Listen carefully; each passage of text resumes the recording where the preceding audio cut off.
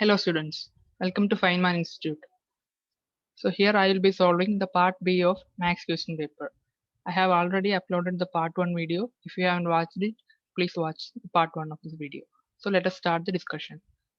The 11th question of which is the part B. Here there are two matrices A and B. We have given A matrix and we need to find B. So let us see the solution.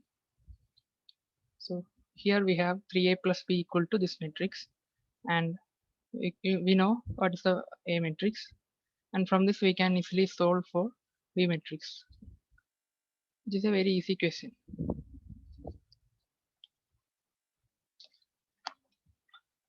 Now the part B is to find AB. So if we know what is B, then you can by using matrix multiplication you can easily find the matrix AB, which is given here. Now let's move on to the 12th question. Here there are two matrices A and B. What is the order of AB? So this is a 3 by 1 order matrix and B matrix is a 1 by 3 order matrix. So order of AB is 3 by 3. And so here I have shown it. Order of AB is 3 by 3. And then let's prove the second part. So first let us find what is AB. So you can do matrix multiplication and find AB, and then take the transpose of AB. You will get this. Okay, this is AB transpose. Then you can find B transpose, also find A transpose. Then you can calculate B transpose into A transpose, which will give you the same matrix. So hence LHS equal to RHS. So AB prime is equal to B prime A prime, which is the reversal theorem you have studied in the matrix. 13th question is which of the following is correct? So let me mark it here. Let me draw it. So answer is option C.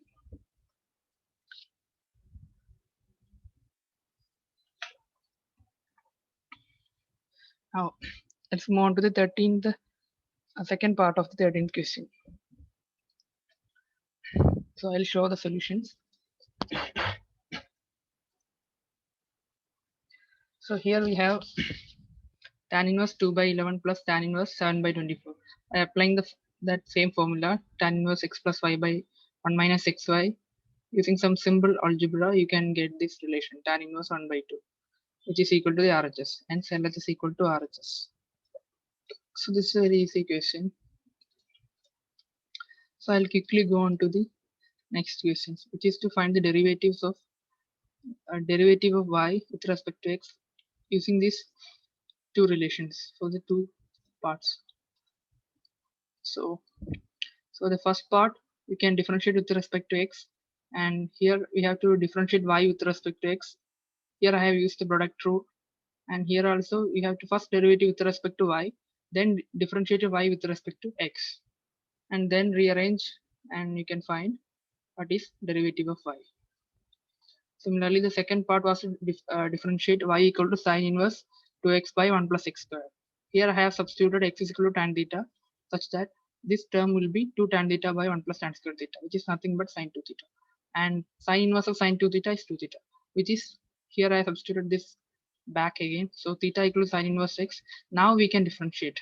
So derivative of tan inverse x is 1 by 1 plus x square. So this is dy by dx is nothing but 2 by 1 plus x square.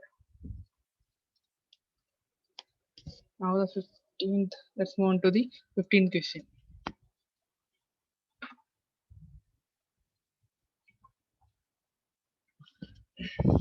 So this is a question.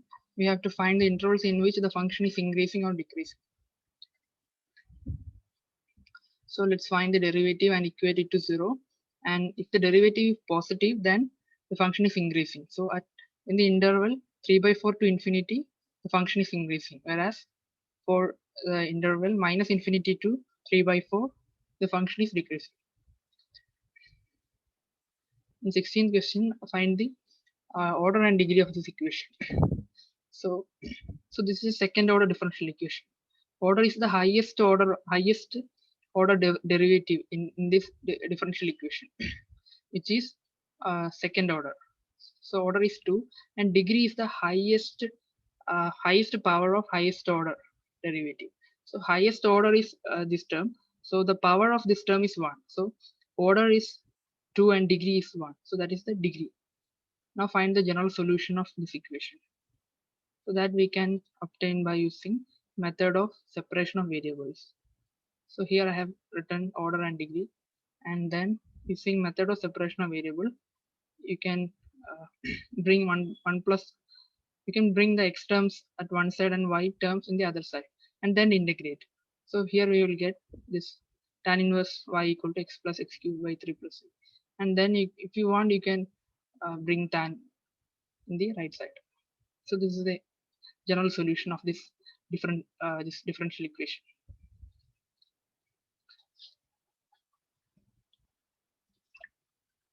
The 17th question is from vectors. We have a vector and b vector. Find the unit vector. So a vector perpendicular to these two vectors will be the cross product, and unit vector you have to divide that by the modulus. So that would be simply a cross b by modulus of a cross b. So you have to find the a cross b, which is the determinant of these two. And once you find this, then you can divide it by its modulus, which is 13 root 3. So this would be the unit vector, which is perpendicular to both a vector and b vector. So this was also a direct question. Now 18th question, find the shortest distance between the two skew lines. So here we have two lines in the form r equal to a1 plus lambda b1 and a2 plus lambda b2. So distance between two skew lines is given by this expression b1 cross b2 dot a2 minus a1 vector by b modulus of b1 cross b2, the whole modulus, because distance is always positive. So you take a modulus at the end. So we can find the cross product of b1 cross b2, and you can find the difference of a2 minus a1, take the modulus and put it into the substitute into this equation, and you will get the value, which would be 3 by root 2. Now 19th question is from probability. So we have given P of A, P of B, and P of B given A. We are asked to find P of A intersection B, A given B, and A union B. So I'll directly show you the answers. So here I have written the formula. From this we can find P of A intersection B, which is 0.32. And from that you can find P of A given B, which is given by this formula, and it would be 0.64. Similarly, you can use this expression to find P of A union B, which you have studied already. And you can substitute all these values, P of A, P of B, and P of A intersection B, and you will get P of A union B equal to 0.98.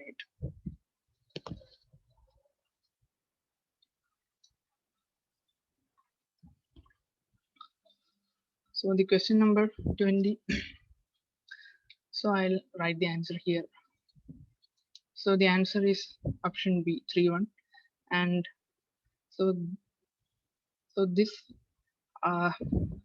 here it is reflexive, transitive, and not symmetric. So this is a very easy question. I'm not explaining it in detail.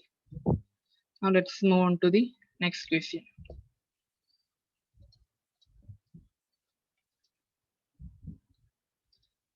Okay.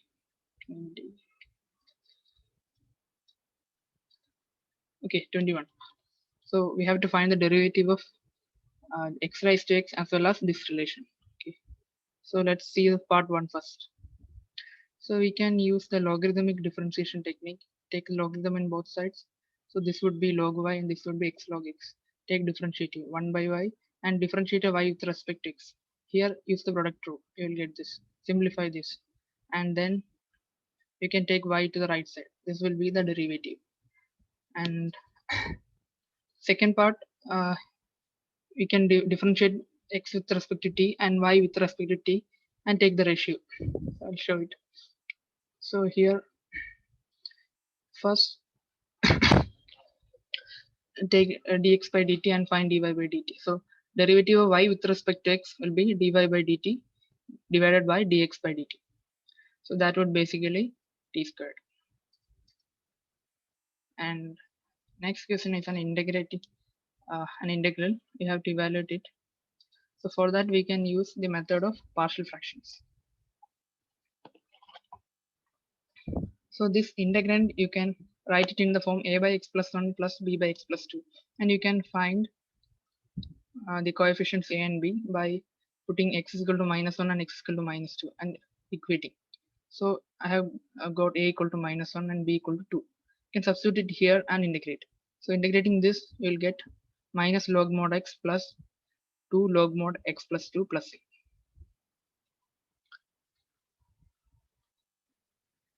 So next is question number 23, which is also a direct question.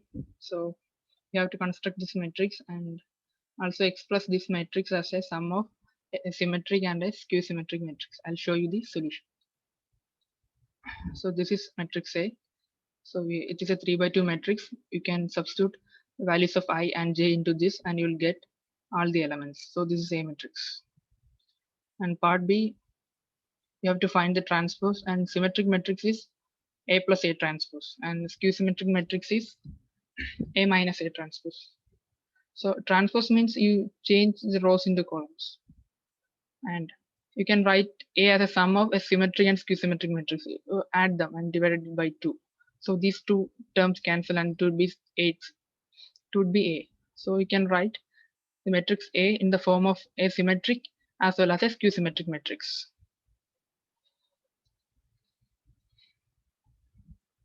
Now solve the linear equation. Okay, so I'll go to question number 24, solution.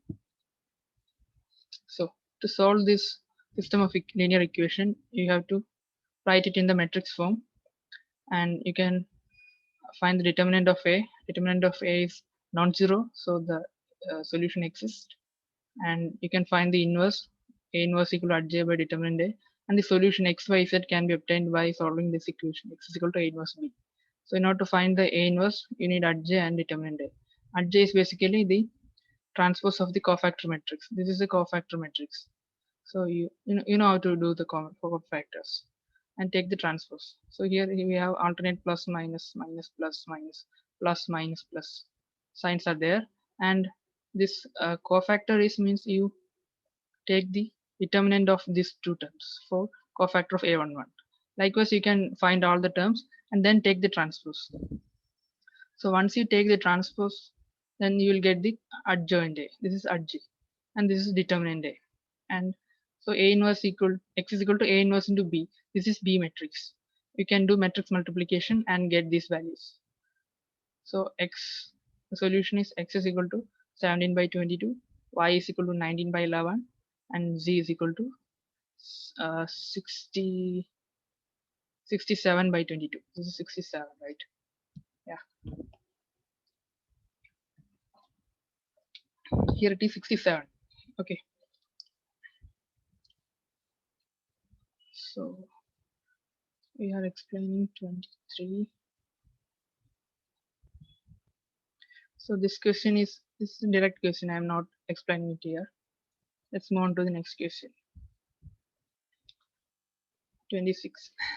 So here also you can find the derivative, which would be the slope of the tangent, and you have a point at x equal to 2. Once you know the slope and a point, you can find the equation of a straight line, which would be the tangent. And maximum value of sine plus cos, I think it would be at pi by 4, because if we plot them, so we have a sin x should be like this.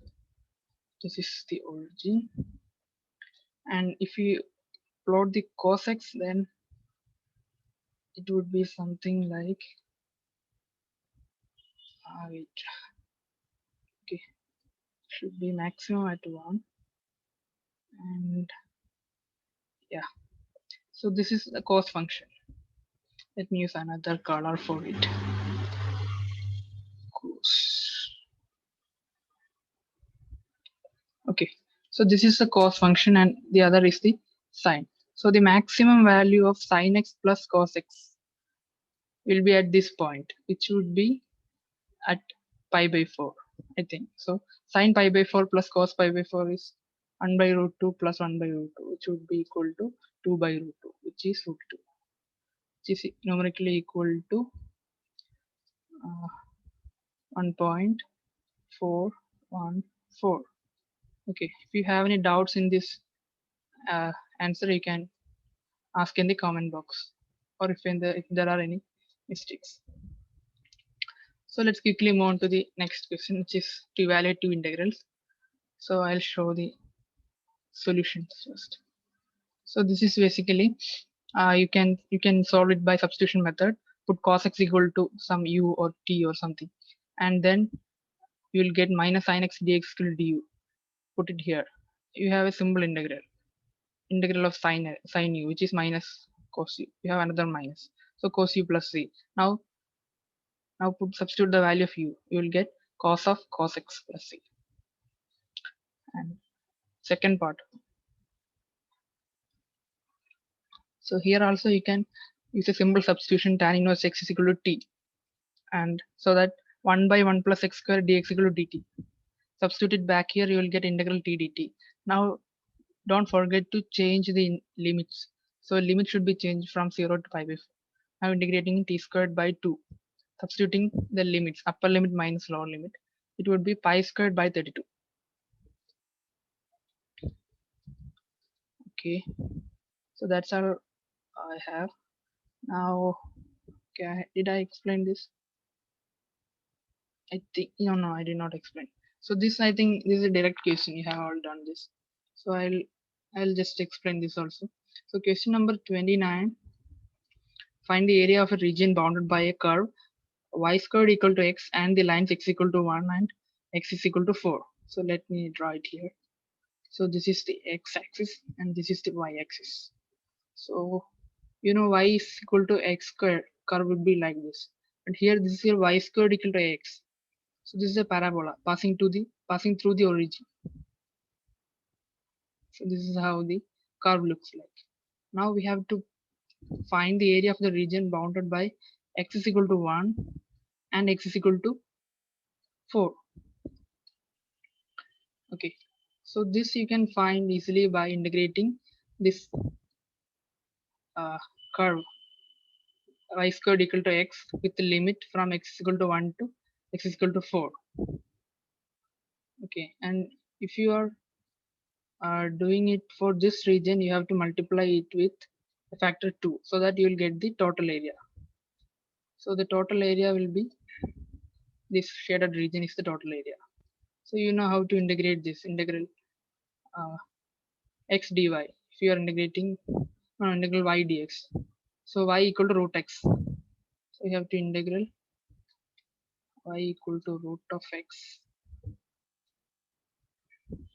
dx from 1 to 4, right? Yeah, and you have to multiply with a 2. So this will give you the answer of part 1.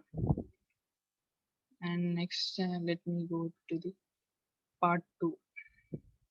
So find the area of a region bounded by two parabolas y equal to x squared and y squared equal to x. So let me draw it here. Okay, so we have the x-axis, y-axis and the x-axis. Yeah, now let me draw the first parabola. So y equal to x squared would be like this, and x squared equal to y, the parabola would look like this. So our aim is to find the area of this region. So it's a very easy question. You have to do first thing you have to do is find this point. So for that you have to equate these two curves, that is x squared equal to y and y squared equal to x. These two equations should meet. So it would be at x is equal to 1, right? The only point where these two relations would satisfy.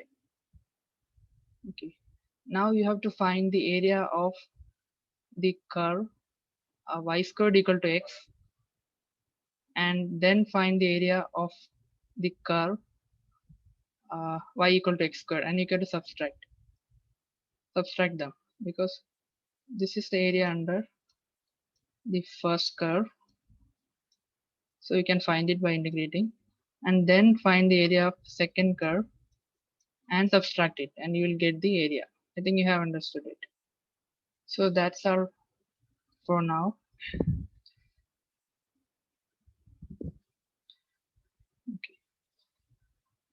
So please subscribe the channel, and good luck for your upcoming exams. Thank you for watching this video.